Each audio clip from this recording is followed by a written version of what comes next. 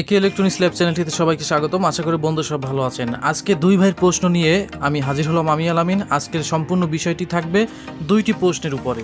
তো কামাল ভাই প্রশ্ন করছেন যে একটি টিভিতে 3-4 বার চ্যানেল আসার কারণ কি, আর এক ভাই প্রশ্ন করছে যে সিরিজ বোর্ডে মানে আমরা যে পিকচার টিউব চার্জ করি সেখানে আমরা বিভিন্ন ভাল্ব লাগিয়েই থাকি, ওইখানে মূলত কোন ভাল্বটি লাগানো যাবে, তো ডিম লাইট নাকি অন্য লাইট, এই দুইটি প্রশ্নের উত্তর দেবো। আশা করি ভিডিওটির সাথেই থাকবেন, টেনে টেনে দেখবেন না, তাহলে গুরুত্বপূর্ণ অংশ আপনি মিস করে যাবেন। চলুন ভিডিওটি শুরু করা যাক।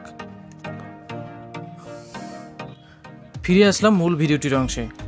প্রথমেই প্রশ্ন দেব, প্রথমেই যে উত্তরটি দেব সেটি হলো কামাল ভাইয়ের যে প্রশ্ন ছিল, কামাল ভাইয়ের সেই উত্তরটি আগে দিব। সেটি হলো, সে প্রশ্ন করছে যে একটি চ্যানেল 3-4 বার আসে কেন।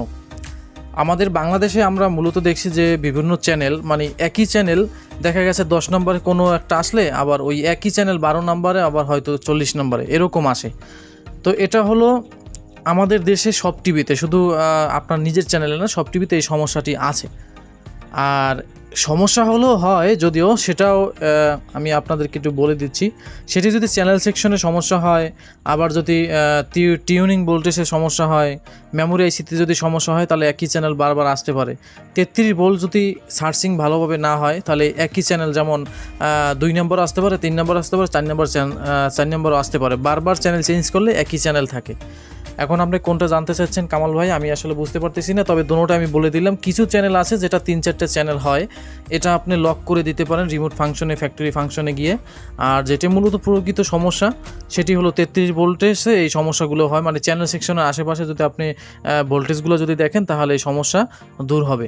আশা করি উত্তরটি পেয়েছেন। আর এক ভাই প্রশ্ন করছে, আপনারা দেখতে পাচ্ছেন, সে জানতে চাইছে আমরা যে পিকচার টিউব চার্জ করি, পিকচার টিউব যে চার্জ করি আমরা বিভিন্ন বেজ লাগিয়ে, এই যে দেখেন এই বেজ লাগিয়ে যে পিকচার টিউব আমরা চার্জ করে থাকি, সেখানে আমরা কোন ভাল্ব ব্যবহার করব। এখন এখানে তার প্রশ্নটার যুক্তি আছে, যেমন বিভিন্ন রকমের ভাল্ব আছে, আমাদের 60 ওয়াট, 25 ওয়াট, 10 ওয়াটের বিভিন্ন ভাল্ব আছে, কোনগুলো আমরা ব্যবহার করব।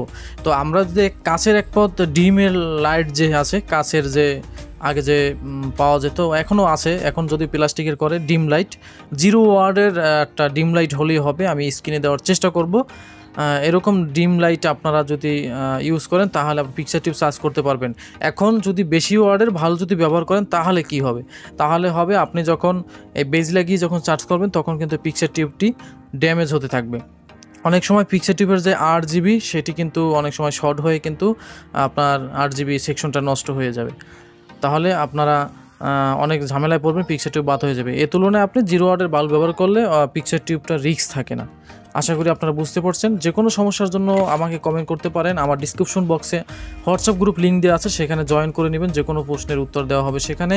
আজকে এই পর্যন্ত, দেখা হবে আবারও কোনো এলইডি টিভির নতুন ভিডিও নিয়ে অথবা সাউন্ড সিস্টেম নিয়ে। যে কোনো ভিডিও আপনারা যদি আমাদের কাছে রিকোয়েস্ট করেন তাহলে দিব, আর হোয়াটসঅ্যাপে যে কোনো প্রশ্নের উত্তর পেয়ে যাবেন। সমস্যা আপনার ওখানে ভিডিও আকারে ওই গ্রুপে শেয়ার করলেই আপনারা ওখানে সহযোগিতা পেয়ে যাবেন।